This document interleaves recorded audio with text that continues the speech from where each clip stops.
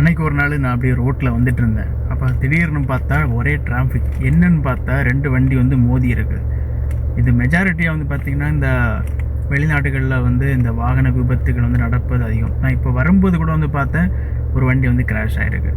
இப்போது நான் பார்த்த இன்சிடெண்ட் என்ன அப்படின்னு பார்த்தீங்கன்னா, ஒரு வாகனம் முன்னாடி போகுது அப்படின்னா அதுக்கு பின்னாடி வாகனம் கேப்பு விட்டு வரணும். இவங்க ஒரு சில பேர் என்னென்னா இந்த தொட்டுட்டே வருவாங்க. வண்டி இப்படி முன்னாடி போகுதுன்னா இவ்வளோதான் கேப் இருக்கும், சின்ன கேப்பு.